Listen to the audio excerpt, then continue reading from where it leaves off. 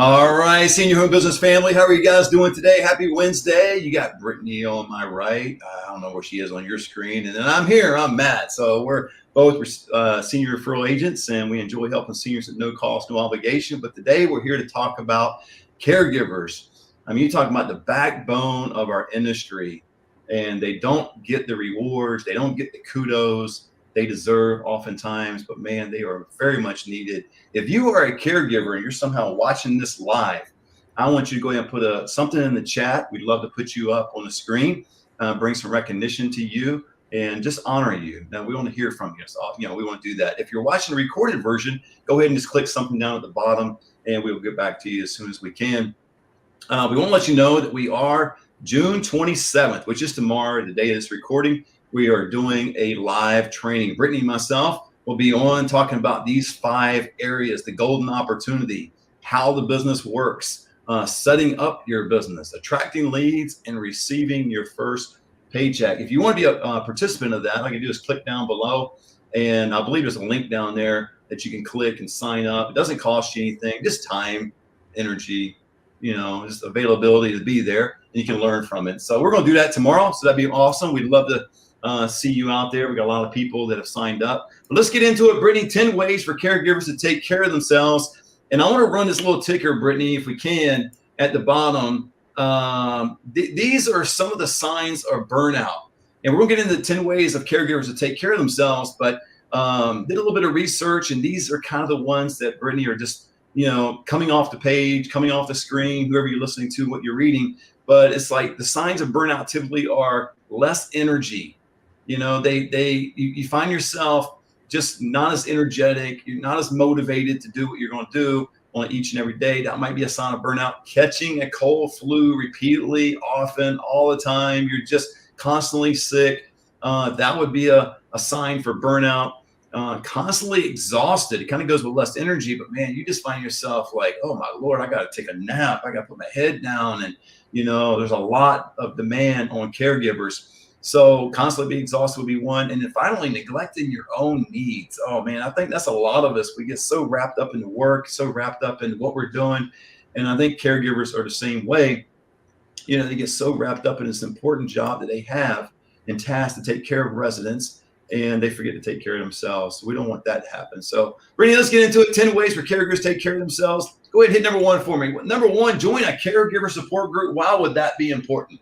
Yeah, these are amazing. So I can say that they're really great. There's people like the Alzheimer's Association that does them. A lot of them are local. You can find them locally pretty easy from a Google search, actually, Facebook search. But why they're important is you get support from others that are going through the same thing. So yes, you could talk to somebody like me and Matt about all the struggles and everything that goes along with being a caregiver, your daily routines, your worries, your all the things that we just went over, like the burnout that you're feeling. But me and Matt aren't caregivers right now, so we can't relate as much as maybe that other people that are going through the same exact thing. So caregiver support groups are great because you're not talking to just your friend that you make a phone call to every week, or you're not talking to your kids or just somebody that's, kind of a listening ear. You're talking to people that are actually going through the same exact thing you are going through. So you can relate to each other, give each other tips on what you're doing. So I think it's just a deeper connection that you have with someone. Yes, family, friends are great to talk to. This is more of though you're in a group, there's no judgment of people that are going through the same exact thing. So I really recommend them. I have plenty of people that have gone to them. Like I said, Alzheimer's Association. I've seen Facebook groups of them that meet. So there's grief, if it's more of like a caregiver and a grief thing, there's those as well. So really good support groups, and they're a great thing. Absolutely. I couldn't agree with you more. And it's just something about being able to talk to someone that's going through the exact same thing you are, right? I mean, as a caregiver, I would think, and again, I'm not a caregiver, I would think it would be easily to be isolated. You're feeling like you're on an island, right, Brittany? You're taking care of your residents, whether you're at a care home, taking care of 6, or whether you're a large community, taking care of a whole bunch. You just feel like, man, nobody can really identify what I'm going through. I mean, there's some anxiety on your end. There's some, emotional things you're dealing with. And, a caregiver support group would just, man, be awesome for you. And like Brittany says, you could join some online. If there's nothing in your area, you don't have time to do it. Because I know we got some caregivers out there that are, let's say they're in a care home and they're live-ins. man, they're kind of expected 24/7. That's one of the things that one of the reasons why caregivers are typically getting out of this industry, because man, it's their expectation is 24/7. You got to be available all the time, And I want to hit something, Brittany, real quick. This is kind of going away from the caregiver support group kind of deal, but you realize that there has been 200,000 healthcare workers have quit their jobs since the late 2022. Now I know a lot of that's the pandemic, but man, 200,000 have quit. Kind of going to caregivers, it's increased a little bit over time. 2015, there was 43.5 million caregivers. 2020 was 53 million caregivers. And I don't know what it is to date. It's probably climbed just a little bit, from that. But man, that's so important. But let's get into another one. Stretch and breathe. Oh my gosh, man. You got it. I mean, this would be easy to do, right? Stretch and breathe. It wouldn't require a whole lot of time, effort, energy on your part, but it's so important. And I can't help, Brittany, to think about, I watch, we'll get into laughing a little bit later. I get into comedy every night, and I'm notoriously watching King of Queens, the reruns every night, it seems like. My wife and I could probably quote those episodes word for word. And they have an older gentleman living with them. It's Carrie, the wife's dad. His name is Arthur. And there was an episode where he was doing stretch and breathe, like he was doing hello, father, hello, mother. He was just doing his thing, but it's so easy. It was kind of comical. It was funny. But you got to do these things, man. Get out of bed, start stretching, because I know as caregivers it's so important. As a former athlete, you've got to stretch before you go to practice, before you go into a game. Well, it's no different in caregiving. I mean, I know you're doing more than just med management, right? You're doing more than that. You might be picking up a 200-pound gentleman out of bed. You say, well, I'm not an LVN or anything, but caregivers do this kind of thing. You're operating a Hoyer lift. You're doing some physical, strenuous movements with your body. And if you're not stretching, you're going to pull something. And if you pull something, you continue to do your job, continue to do that routine you're doing, it's only going to get worse. And then you're going to get a burnout, right? So stretch and breathe. Breathing exercise. Brittany, I don't know if you've ever done this or not. In breathing exercise, I've done it not as much as I would like to say I do, but I've done it repeatedly for a long time. And whatever that means, I know it's not a long time. Still, I've done it a little bit. But man, it's just closing your eyes and just taking a moment and breathe. Just breathe in and breathe out. Man, just take a few minutes to do that. I'm telling you, it will center you. It just really will. I know it seems foolish and lame, and it's something that, oh my gosh, I don't really do anything, but it really does. I don't know if it opens up the airwaves.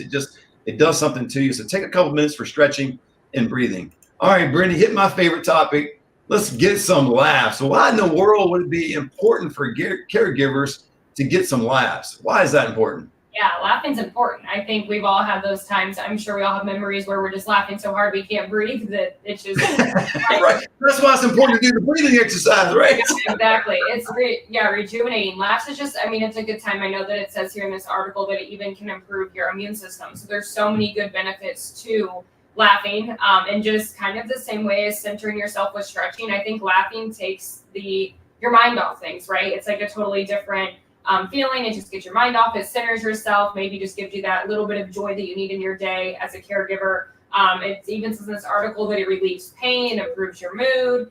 So a lot of things laughing, good benefits to that. And I know you mentioned that you can elaborate on this, that you try to laugh every day. I think that's an amazing thing. Absolutely. I'm a firm believer that laughing, and this is a biblical quote, but it is so true. It is such good medicine. It just really is. It does something to your soul, does something to your whole inside of your body. I don't know, just something about you when you start laughing. It just makes you're not thinking about anything else in life but that one thing. And I was telling Brittany off camera that every night, true story, ask my wife, every night before I go to bed, I'm watching some form of comedy to get laughter, get me to participate, just kind of escape reality just for a moment. Now I'm all about being purpose driven. I'm all about let's take care of business, being focused, and all the things you hear me say is absolutely true. But I want to tell you too that as my screen is, I don't know where I'm going on my screen, Brittany. I'm flying all over the place over here. But anyway, but I get laughter every night before I go to bed. And so I'm watching some form of comedy, some sitcom, something, and whatever it is, get that laughter before you go to bed. I'm telling you, I sleep better at night when I do that. And I think that's so important for caregivers to be able to have a good night's sleep. And again, I know what I said earlier about the live-ins at residential care homes. They may not be able to, get a good night's sleep. Hopefully they can, but I know there's some situations and times where, they have to get up in the middle of the night. And hopefully that's not always the case, because it's important that you get a good night's sleep. And helping with that is get some laughs. Brittany, prioritize nutrition. I mean, is it really that important? What we put in our mouths? I mean, come on, what we get. I mean, prioritize nutrition. I think it's important in what we eat. Just being able, I know being a caregiver, fast lifestyle, usually, especially if you're working in a large community, you're working maybe 8, 12-hour shifts. You are getting maybe your, a lot of communities it's 11 to 7. Like it's not your typical shift. Maybe it's 7 to 7. So you really can't, a lot of times you can't plan for these healthy meals. So they're stopping at fast food. They're just grabbing whatever's at the kitchen in the community if they're at one. So whether that be whatever they're having for dinner. But it really just helps with, nutrition's everything. It's going to help with your energy, your mood, your whole self. Nutrition, everything you put in your mouth definitely affects your body. So, I know in this article, it says some stuff about just like eating a lot of protein. You need protein for energy, eating, vegetables, healthy fats, everything we should all be doing, whether you're a caregiver or not. But if you're a caregiver, it really does create just more. You need your body to be in the best shape possible. You're lifting people. You are, like you said, they might not be nurses, but they're lifting residents. They are bathing them, grooming them, all of these things. And it takes a lot of physical as well as emotional. So just feeding your body with the right things really, really helps. And then obviously what you put in your body definitely helps with other medical conditions. So they don't get heartburn, they don't get depressed. There's so many things that go along with nutrition. Let me give you a little bit of tidbit of what I do. And I got this from Jesse Itzler. So if you're a Jesse Itzler fan, you know where I got it from. He's done this for evidently like 26, 27 years. Yours truly has done it for several months. So I can't say I've done it as long as Jesse Itzler, but I heard Jesse Itzler say, and he's the husband of Sarah, what's her last name? She created Spanx, Sarah Blake, I don't know, I'm sorry, Sarah, if I get your last name wrong, but she invented Spanx. And Jesse Itzler talked about for 27 years now, the only thing he would eat in the morning is fruit. He would not eat anything else until the afternoon. And what he experienced was he had so much more energy, so much more he wasn't bogged down and going, oh my gosh, I got to sit back in my chair for a second. He just kept, being motivated. I've done this now for several months, and I can test for 2 months versus Jesse's 27 years it's given me just a boost in energy. And so be careful what you eat. I'm not saying you have to just eat fruit in the morning, but don't wake up in the morning and start shoveling down Snickers bars, right? Snickers bars are good, I know, but it's not really the healthiest thing in the world at 8 o'clock in the morning. But as a caregiver, and they're going and blowing, doing all different things they're doing, they're just going to grab something to eat just to keep going. And it may not be the right thing for your body. And so again, in taking care of yourself, prioritize nutrition. Do not allow yourself to falter on this. Do not allow yourself to give up on you, because if you're not taken care of, caregiver, if you're not well, if you're not strong like you need to be and have the energy you need to have, you cannot do the job that you want to do. So prioritize nutrition. The fifth one, Brittany, I want to get into is asking. Now, this is a big ask, I know, but hey, you never get anything in life unless you ask, right? You always got to ask. So I would, if you find yourself kind of going through some of those burnout things that we put up on the screen a little while ago, if you're kind of feeling some of these things, less energy and all the rest, you might want to ask for some flexibility at work. Again, I can't guarantee you're going to get it. It depends on the demands of the job and depends on the community that you're working with and all that. But you might want to ask for some flexibility at work, because it is so important for you as a caregiver to take care of yourself. I know in my own area, Brittany, I've had people leave one community and go to another for a 50-cent raise. Yeah. I've seen some go and the money is the exact same. And the reason they do that is because working at the next place is not the grass is always greener on the other side. I know it always got to be mowed, right? But what they found out is, man, over here at Community A, I'm dealing with a lot of residents that have high demand. I'm operating a Hoyer lift. I'm trying to, going back to that example, because this has happened to me before with a caregiver. They had to lift a 290-pound gentleman out of bed turn him every 2 hours throughout the night. So would you rather do that and get the same amount of pay, or go over here and you pretty much dealing with residents that are ambulatory? I mean, if they're not independent, they're close to it, very little care, all that. So you might just want to ask for some flexibility at work, whatever that may be, and to make sure you spend some time with yourself. Brittany, number 7, get into that one. Why is it important to spend time with? Stating the obvious, I know, but for caregivers, quality time with friends and family, why is that important? It's important to get out of just work, right? We all can say this for any, industry or whatever your job might be, but it's good to spend some quality time with not just maybe your work friend, or just like your residents, whatever it might be, spending time outside of your job, spending time with family, spending time with friends, creates everything that we've actually talked about. It always, it comes back to that laughter, communication, getting some support. I think it really just is a kind of a nutshell on what we talked about. And this article definitely just talks about, getting away from things, getting away from your, the typical people that you're seeing, get face-to-face quality time with these people. Don't talk about work every single time when you're spending quality time.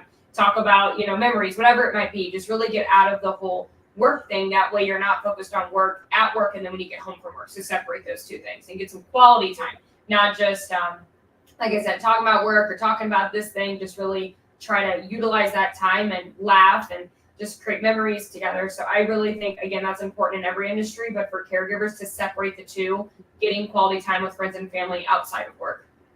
Absolutely. And I know it's difficult, and I'm going to bring up care homes again, guys. I do a lot of business with care homes, and that's why. But I noticed with live-ins, they're male, female, obviously, they're partners, they're could be married or whatever it may be, but they're living together and they're taking care of residents. Just what Brittany said is so important for you guys to make sure you spend quality time with each other, because you're always working. You're always giving your time and energy throughout the day, and everything is evolving around work. Now, I know we talked about caregivers working 24/7, live-ins, they have to have 2 days off in California. So they have 2 days off. And if you don't have any time during the 5 days that you're working, whether it be Tuesday through Saturday or whatever days it may be, make sure you spend those other 2 days together as a couple. Don't focus on work, focus on each other, grow together. It'll make you a better caregiver. So let's get into the other one, Brittany. I want to hit this one a little bit. Take time for spiritual practices and meditation. Okay, so I want to hit this. I do this every single morning, and it doesn't matter what your faith is, guys. It's not the purpose of converting you to one faith or the other. Just whatever your faith is, you want to make sure that you're true to your faith, right? I mean, if your faith involves prayer, do that. If it involves meditation and other different things that you do, and make sure you do that. If it involves going to mass and certain classes or certain things, make sure you're involved with those things, because that's the real you, right? I mean, if you can't be true to you and who you are, I don't know. It's going to be hard for you, right? And so, we're talking about caregivers and talking about, how to take care of themselves. This is at the core of who you are, your spiritual beliefs, your meditation, just kind of, I know some people will pray 5 minutes a day. Some people will pray an hour a day. Some people will go to mass. Some people have scripture readings. Some people will have a devotional book. Some people will have just other different ways you can do it. And again, it's not to say one way, my way. I'm a Christian, I'm a born again Christian, but it's not to say just do it the way I do it. It's just be true to you. And I think, Brittany, if you're true to yourself, you're going to be a much better caregiver, because you're taking care of yourself. And I think a lot of times with caregivers and people that are just busy in general, they forget who they are. And they try to become the very thing they're doing. And if you're not careful, the very thing you're doing will become you. Meaning, like, you're a caregiver, that's what you do. So people start talking about what you believe and who you are and all that, you always revert back to what you're doing. You ever done that in a job? Somebody, you're working so hard, and everybody, they start talking about you personally. Somebody could be a stranger, could be an acquaintance. Somebody just wants to get to know you, Brittany. They just want to know who you are, what makes you tick, what puts a smile on your face. But then everything, and not saying, Brittany, you do this, but just using an example, but everything goes back to work. Yeah. That becomes your identity. And that's not good as a caregiver. Your identity is you, not what you do. And I just want to hit on that. So make sure you spend some concentrated time, whether it's in the morning, evening. We all got our different ways of doing it. And I know work kind of gets in the way sometimes, but don't chinch on this, man. Make sure that you're taking some time. All right, Brittany, I want to hit you on this one.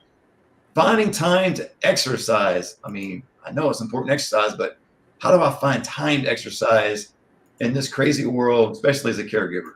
Yeah, it's difficult. I think getting a little creative here. I know this article talks about it too. Not just your typical, maybe, going to the gym for 45 minutes, an hour, 2 hours. Caregivers might not have time for that.